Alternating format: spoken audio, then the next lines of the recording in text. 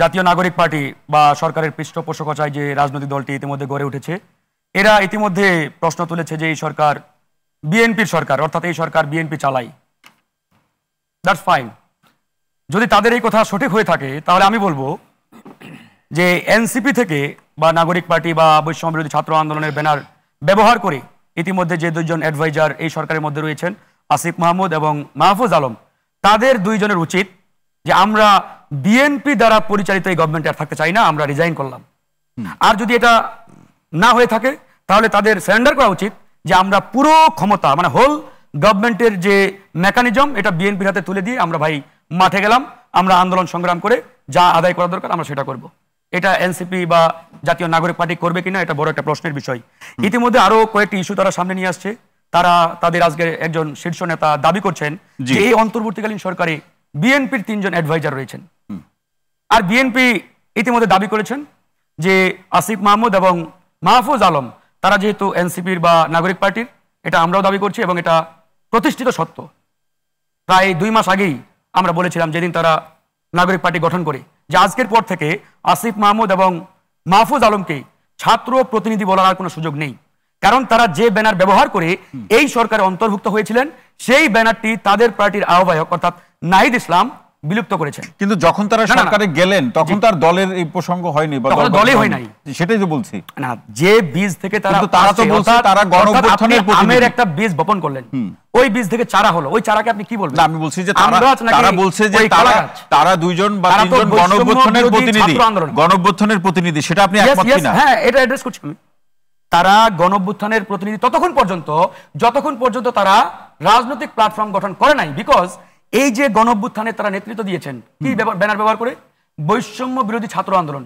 এই ব্যানারে শুধুমাত্র যে তারাই ছিল তা কিন্তু না, এখানে আমাদের ছাত্র শিবির ছিল, ছাত্র দল ছিল, আমাদের ছাত্র অধিকার পরিষদ ছিল, বিএনপি, জামাত, গণ অধিকার, এভরি পলিটিক্যাল পার্টি, সবার সম্মিলিত প্রচেষ্টার মাধ্যমে আমরা বাংলাদেশকে ফ্যাসিবাদ মুক্ত করেছি।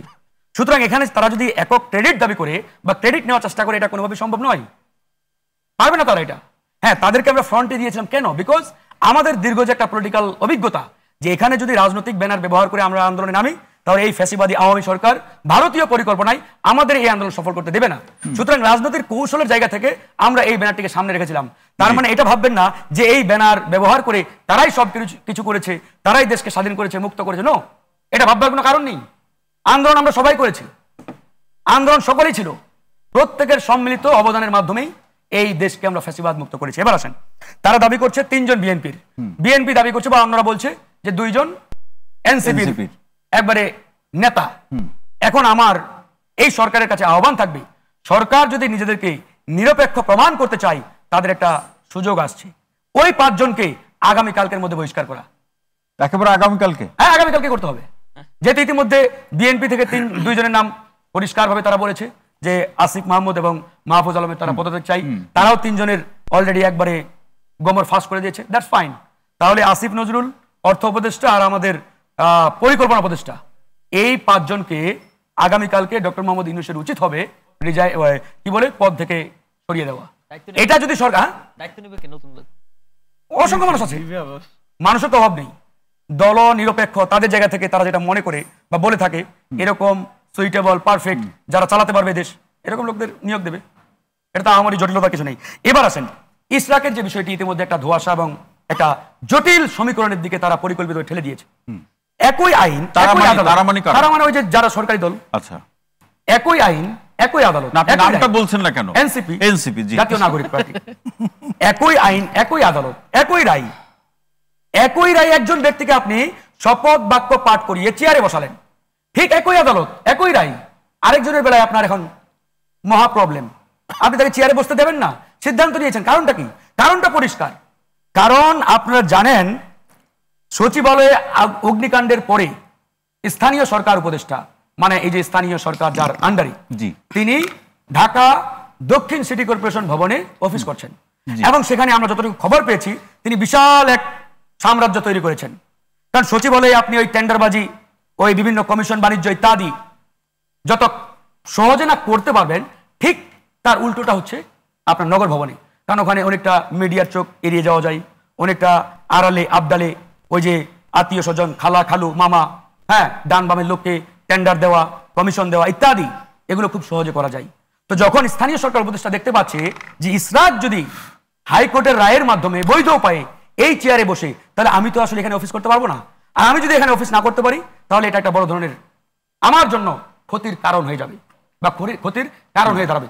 এই জায়গা থেকে আমার যেটা ব্যক্তিগত অনুসন্ধান বা অ্যানালাইসিস, ব্যক্তিগত ক্ষোভের জায়গা থেকে এই অন্তর্বর্তীকালীন সরকারের স্থানীয় সরকার উপদেষ্টা জাতীয় নাগরিক পার্টির পরিকল্পনায় ইসরাককে আজকে চেয়ারে বসতে, আগামীকালকে কি হতে যাচ্ছে বা কি আমরা জানি না কি হবে।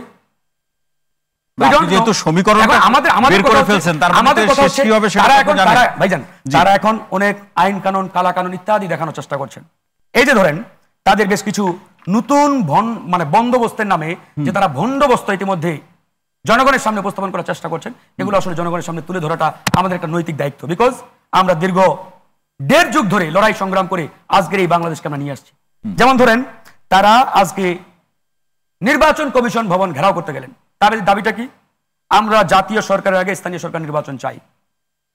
একজন নির্বাচন কমিশনার বলেন, ভাই এটা তো আমাদের কাজ না, নির্বাচন স্থানীয় আগে হবে না জাতীয় হবে এটা সিদ্ধান্ত নেবে সরকার, আমরা শুধুমাত্র বাস্তবায়নকারী প্রতিষ্ঠান, যা সিদ্ধান্ত আসবে তাই করব। সরকার সিদ্ধান্ত নেবে আগে স্থানীয় সরকার নির্বাচন হবে, বাস আমরা বাস্তবায়ন করব। সরকার সিদ্ধান্ত নেবে আগে জাতীয় নির্বাচন হবে, আমরা সেটা বাস্তবায়ন করব, নো প্রবলেম, আমাদের তো এখানে কোনো মাথা ব্যথা থাকার কথা না। এখন আমার প্রশ্ন, তারা যদি স্থানীয় সরকার নির্বাচন আগে চায় তাহলে এই দাবিতে তারা ওই নির্বাচন ভবনের সামনে না গিয়ে তারা কেন যমুনার সামনে গেল না? তাদের তো যাওয়া দরকার যমুনার সামনে। যমুনার সামনে গিয়ে ডক্টর মোহাম্মদ ইউনূসকে বাধ্য করা দরকার যে আমরা জাতীয় সরকারের আগে স্থানীয় নির্বাচন চাই, আপনাকে এটা দিতে হবে। তারা সেটা না করে গেল কোথায়? আগারগাঁও। তাদের আরেকটা দাবি খুব মজার, তারা বলে এই নির্বাচন কমিশন দিয়ে নিরপেক্ষ নির্বাচন সম্ভব নয়, এটা নাকি বিএনপির। তাদের আরেক নেতা বলছে কি এটা নাকি বিএনপির হেডকোয়ার্টার, মানে নির্বাচন ভবন। এখন আমার প্রশ্ন, ভাই এই নির্বাচন কমিশন কে গঠন করলো? ডক্টর মোহাম্মদ ইউনূসের সরকার। এই নির্বাচন গঠনের আগে সার্চ কমিটি করা হলো, ওই সার্চ কমিটি ওদের পার্টিকেও চিঠি পাঠিয়েছে যে তোমাদের থেকে 10 জনের তালিকা দাও। আমরাও দিয়েছি, বিএনপিও দিয়েছে, সবাই দিয়েছে। আপনাদের পার্টি থেকে কেউ আছে যাদের নাম দিয়ে? না, আমি সেটা বলবো না। আচ্ছা, আমার কথা হচ্ছে তারা চিঠি দেওয়ার পরে আমরা প্রত্যেকটা পার্টি স্টেক হোল্ডার নাম পাঠালাম। তো তখন তারা যখন চিঠি পেল তখন তাদের মনে ছিল না যে ওই হাসিনার বিদ্যমান আইনে ইলেকশন কমিশনের এটা একটা ইলিগাল ইলেকশন কমিশন হবে, বা এটা এখন পুনর্গঠনের দাবি তারা কি করতে পারে কি পারে না সেটা বলে? দাবি যৌক্তিক হলে অবশ্যই করা যায়, করতে পারবে, যৌক্তিক দাবির পক্ষে আমরা সবসময়। এখন কথা হচ্ছে আপনি কোন প্রক্রিয়ার মাধ্যমে এই দাবিটা করছেন। এখন ধরেন তারা ডক্টর মোহাম্মদ ইউনূসের দ্বারা গঠিত নির্বাচন কমিশন পুনর্গঠন চাই।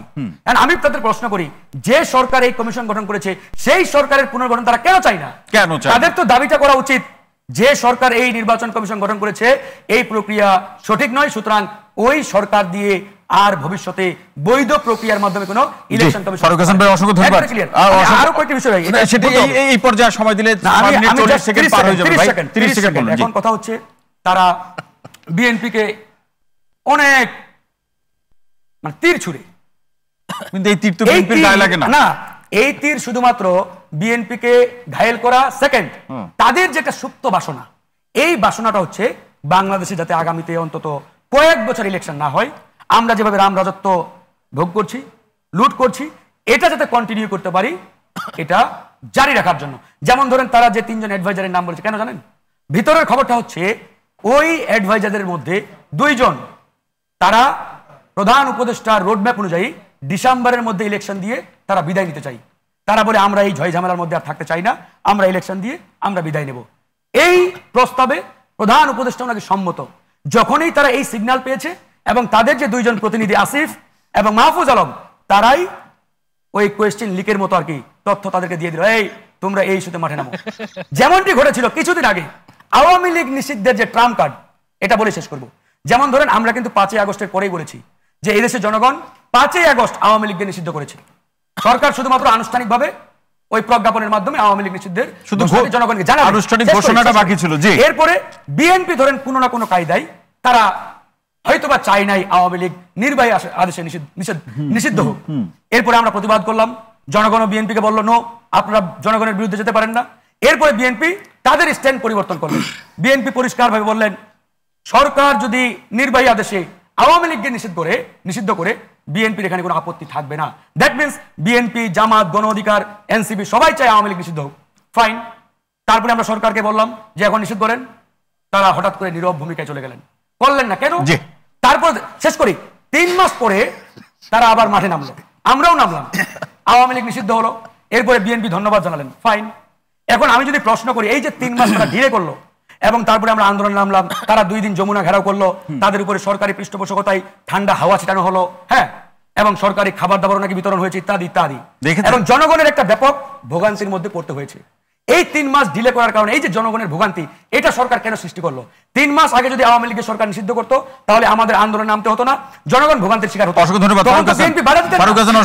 এটা মূলত সরকার পরিকল্পিতভাবে তাদের রাজনীতি টিকিয়ে রাখার জন্য আওয়ামী ট্রাম্প কার্ড তাদেরকে জিয়ে রেখেছে এবং তাদের পকেটে ঢুকে দিয়েছে।